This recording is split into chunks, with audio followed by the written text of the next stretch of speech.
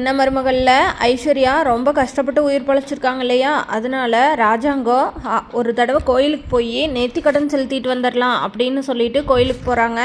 கோயிலுக்கு போகிற இடத்துல குழந்தைய மாற்றுற நாள் வந்தனால குழந்தைய கோயிலில் வச்சு மாற்றிக்கலாம், நீயும் வா தமிழ் கோயிலுக்கு அப்படின்னு சொல்கிறாங்க. இதை கேட்டு தமிழ்ச்செல்வி குடும்பத்தில் இருக்கவங்களும் கோயிலுக்கு சாமி கும்பிட்றதுக்கு வராங்க.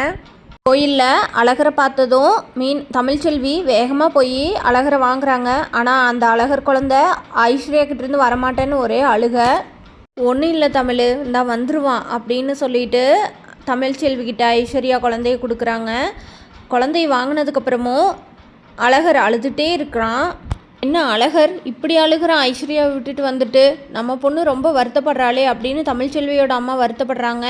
தமிழ்ச்செல்வி குழந்தைய வச்சுட்டு ரொம்ப வருத்தத்தில் நிற்கிறாங்க. என்னடா நம்ம பையன் நம்மளை அம்மானு கூப்பிடாம ஐஸ்வர்யா கிட்டேருந்து நம்மள்ட்ட வரக்கே இவ்வளோ தூரம் அழுகிறானே அப்படின்னு சொல்லிட்டு கோயிலில் எல்லோரும் சாமி கும்பிட்டதுக்கப்புறமா எல்லாம் அவங்கவுங்க வீட்டுக்கு போயிடுறாங்க. மீனாட்சி அவங்க எடுத்துகிட்டு போயிடுறாங்க. அழகரை தமிழ்ச்செல்வி எடுத்துகிட்டு வந்துடுறாங்க. வீட்டுக்கு வந்தோடனே இன்றைக்கி அழகருக்கும் தமிழ்ச்செல்விக்கும் பிறந்தநாள் கொண்டாட்டம் இல்லையா, அதனால் பிறந்தநாளுக்கு கேக் வெட்டலாம் அப்படின்னு சொல்லி எடுத்து வைக்கும்போது தமிழ்ச்செல்வி அவளோட தங்கச்சிக்கிட்ட சொல்லி ஐஸ்வர்யாவோட ஃபோட்டோவை கொண்டு வா அப்படின்னு சொல்கிறாங்க. தமிழோட தங்கச்சி ஃபோனில் ஐஸ்வர்யாவோட ஃபோட்டோவை வச்சு கொண்டு வந்து அழகர்கிட்ட காட்டுறாங்க. அழகர்கிட்ட காட்டினோன்னே அழகர் அந்த ஃபோட்டோவை பார்த்துட்டு அம்மா அம்மா அப்படின்னு சொல்லிட்டு அந்த குழந்தை அழுகுது. இதை பார்த்த தமிழுக்கு நெஞ்சே வெடிச்சிருது. தமிழ்ச்செல்வி நம்ம குழந்தைகளை அவங்கக்கிட்ட விடக்கூடாது, அவங்கக்கிட்ட விட்டனால தான் ஐஸ்வர்யாவை அவன் அம்மான்னு கூப்பிட்றான் அப்படின்னு சொல்லி நினைக்கிறாங்க.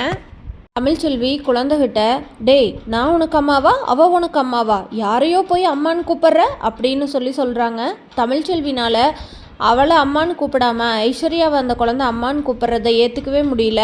இதுக்கு தமிழ்ச்செல்வி என்ன முடிவெடுக்க போகிறாங்கன்னா, குழந்தைங்க ரெண்டும் நம்மக்கிட்டேயே இருக்கட்டும்னு கோர்ட்டில் கேஸ் போட போகிறாங்க.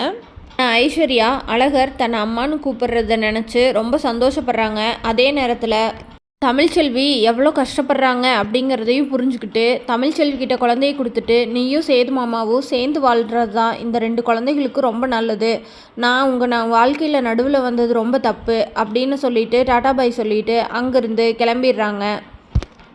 ஐஷு சொல்கிற மாதிரி தமிழும் சேதுவும் சேர்ந்து வாழ்வாங்களான்னு தெரிஞ்சுக்க நம்ம சேனலை மறக்காமல் ஷேர் அண்ட் சப்ஸ்கிரைப் பண்ணிக்கோங்க.